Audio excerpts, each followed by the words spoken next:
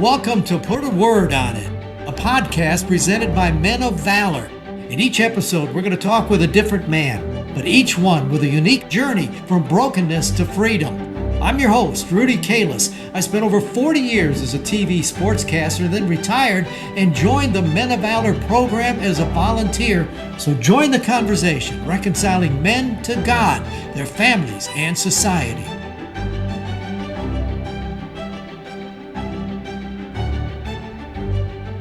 Welcome to another edition of Put a Word on It, brought to you by Sage Spring Wealth Partners. We thank them so much for their loyal support. I came to Nashville way back in 1974, and there was a football team at Tennessee State University that had a captain and a great player on that team, Sonny Lyons. Well, Sonny is not a kid anymore, but Sonny had a journey in life that carried him through all these things that led us here to Men of Valor, including Carl Carlson, the man who established this program. He used Sonny to help bring this program to life. Sonny, this is great because you were, I think, your junior and senior year when I first came to Nashville. You were a tremendous athlete, weren't you? Well, some say. Some say. Back then, when you were in school, you have any idea what life was going to be for you ahead? Do you have any plans?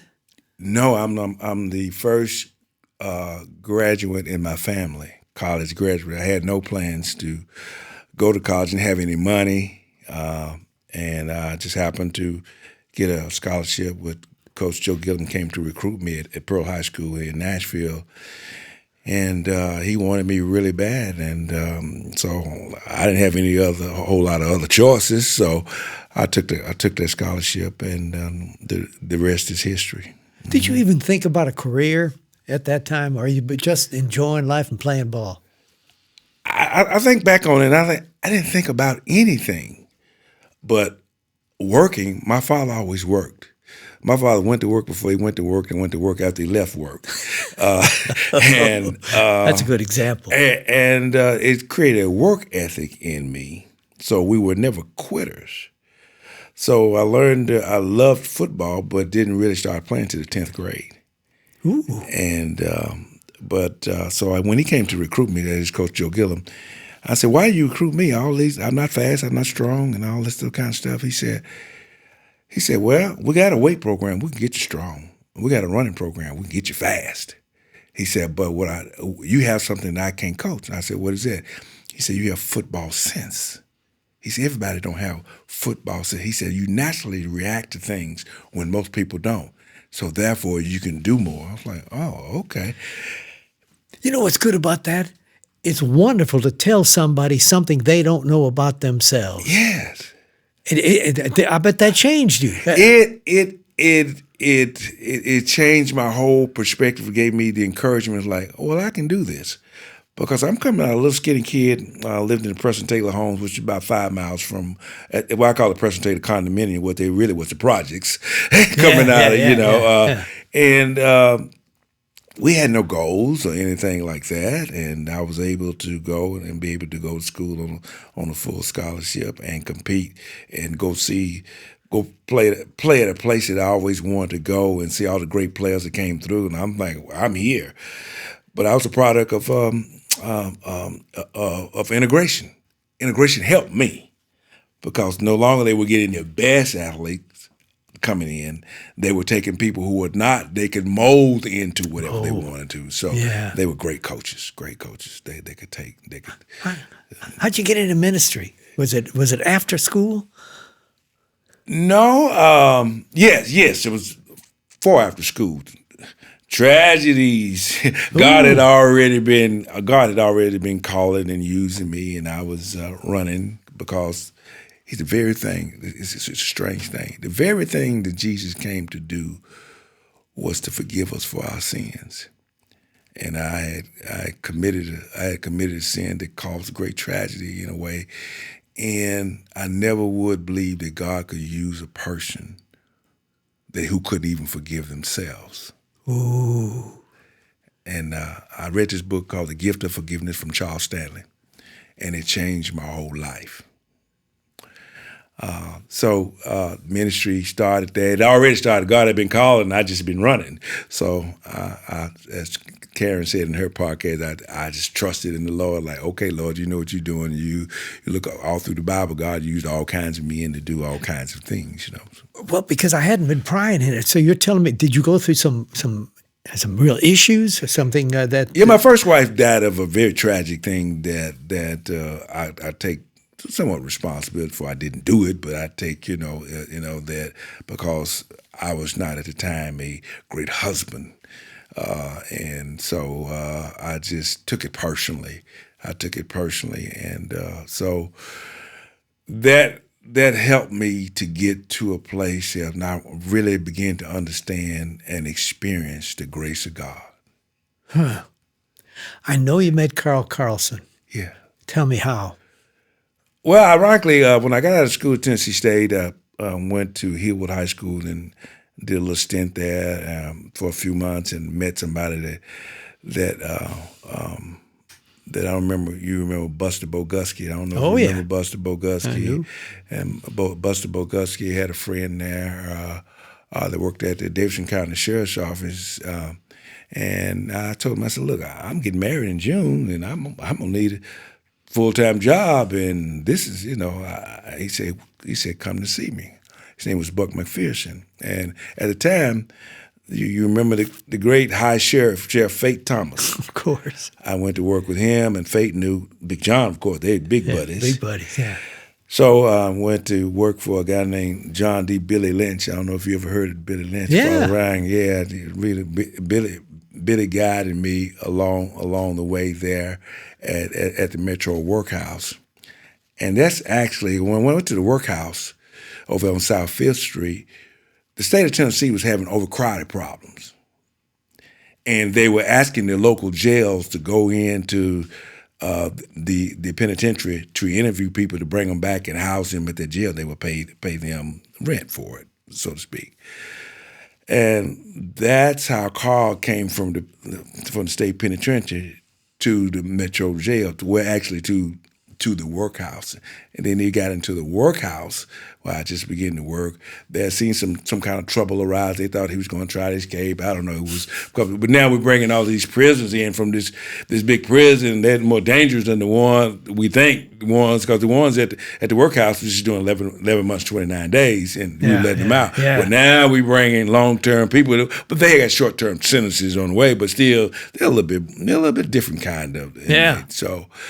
Well, Carl got into a situation, and they thought he was going to try to break out and all this kind of stuff. And Dr. Edwin Shade was he was the over the school at Emmanuel Bible College, and Carl was in the hole. He was in what's called the hole, the isolation down there in the hole, and so we would bring Carl up out of the hole, Dr. Shea would, and bring him up the stairs. My office was upstairs along with, I was a correctional counselor, for whatever that's worth. And so we would just talk to the guys, just develop a relationship with them, see what's going on. And that was one of our first encounters. And lo and behold, found out that all that was going on with my car wasn't really what was going on. And sooner or later, he was in the program, the school release and job release, and next thing you know, he's going to school, and he's got all this going on, and he's able to get out more, and he began to flourish. But in those meantime, we had met, and I can't really remember a specific time other than we just having an encounter like you and I, and we just did this, and but he found Jesus. Yeah. Oh yeah, that's changed. And it's like the disciple. Then Carl found me. I mean, that's just kind of way he comes to me after being with YCAP, and I'm gonna try to speed this thing up a little bit. Yeah. But he comes to me. Now I've changed job. I'm no longer with the sheriff's office, and Lord had called me to ministry and all this, and he had already been to YCAP. We kind of running each other here and there, and then he's on this sabbatical. Not a sabbatical, he on this where he left YCAP, and in between, what is he going to do next? He calls me up, Sonny Lyons. Yeah, Carl. I need to see you. Well, okay, where? So we meet at this church over in East Nashville, and he talks about his vision. He said, "I need your help. I need for you to help me. I need a man like you." Okay, Carl. I'm all in. If you're all in, I'm all in. I love what you're trying to do. I've been through it. I've seen the people come in and out of jail, and I've seen the recycle. I've seen it all, and I'm all in. I didn't ask any questions, so that's when we kind of then I started being a mentor, go out to Charles Bass, Yeah. and what's I'm trying to think of his name. It's Marcus. So I met Marcus them out there, and we had all kind of things with Charles Bass. Then later, I'm just going through my mind now. Then then next thing you know, we went to the state of Tennessee. Because then we got an office. We got one in North Nashville. We got one by the airport. I'm just going all around. I'm following Carl everywhere we go. Then now we having these meetings to plan all of this, and we go to the state of Tennessee and we say, "Hey, we got this incredible program that we want to bring into your prison." And his commissioner at that time, I won't call his name. He said, "No, we got our own. We don't want you here." Ooh. We had this meeting, I'll never forget it, downtown. And we walked out of there, a bunch of us was kind of dejected because we was like, man, we're already in here. You've seen our work, and why won't you? He was one that had nothing to do. So the guy from CCA, I can't think of his name right now, the guy from CCA at the time said, "Hey, you all can come to our place and we'll give you some space and give you some money." And away you go. And just how God just worked that thing out. But his ultimate vision, cause was all this discipling, all this counseling, all of this Bible study, all of this wasn't going to work without an aftercare plan. Jobs, a place to stay, not going back to your community where you got into trouble. And so we start putting that together, and we start fundraising and that kind of thing. And it went from going from the I think it's Woodmount Hills Church of Christ over there off of Franklin Road. That was our first little breakfast there, and things coming back to remember. So that got to say, well, why are you here? Why are you involved in the ministry? I said, I'm involved in the ministry because God is in the ministry. I'm involved in the ministry because of the man who's over the ministry. I'm involved in the ministry because of the message of the ministry. That's the reason why I'm here. You've done all of this. You've been chairman on the board. You've been on the board. You've watched all of this grow and come alive. And now, we put a word on it is the name of our program. You got one for me?